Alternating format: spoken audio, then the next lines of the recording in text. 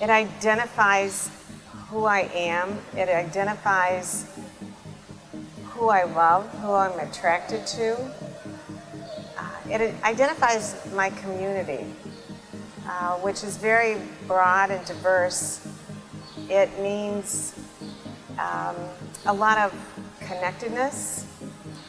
It means, for me, advocating for my community, and I've been doing that for many years.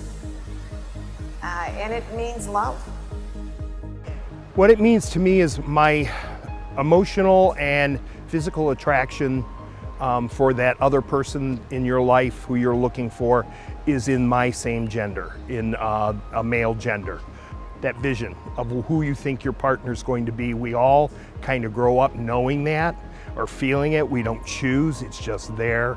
We know what we're attracted to and what body that attraction is going to be in.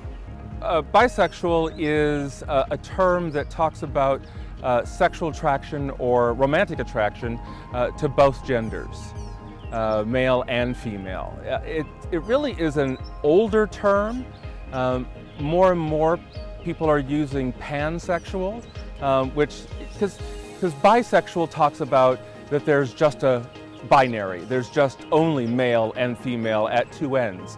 And pansexual sort of looks at this as a spectrum, either male or female or anywhere in between that spectrum. I was born biologically female, so some people may understand it better as I was born in sort of in the wrong body.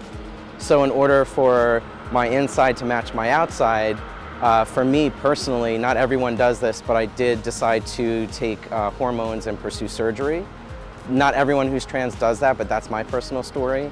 I started my transition about 15 years ago. I'm done with my transition, meaning that I've had all the elective surgeries and hormones and everything that I want to. And for me, I'm done with that, and I fully transitioned several years ago. Q stands for queer, and that means a lot of different things to a lot of different people. And so in that way, it's very flexible, which I like as somebody who sees their gender and sexuality as something that is very flexible.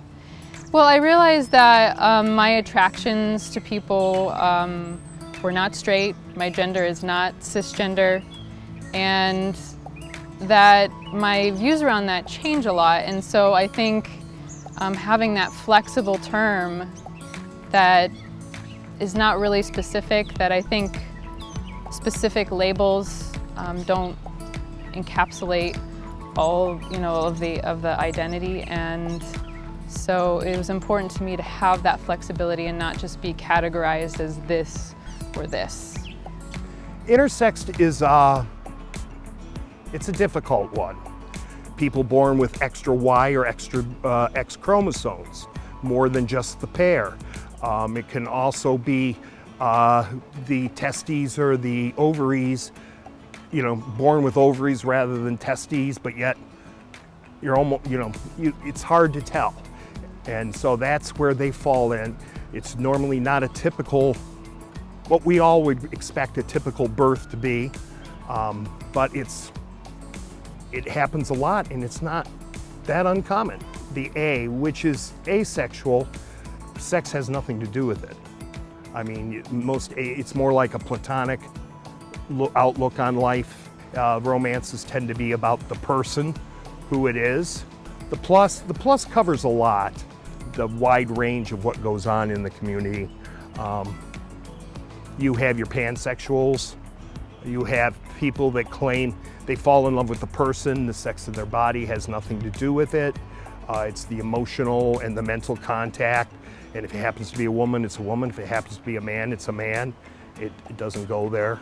And then you have your two-spirited peoples, which is an ancient recognition and considered by the native peoples here in the States and in a lot of places as a separate gender, nothing to do with the binary. A person goes beyond their labels, and getting to know that person and loving that person for who they are, regardless of labels, is important.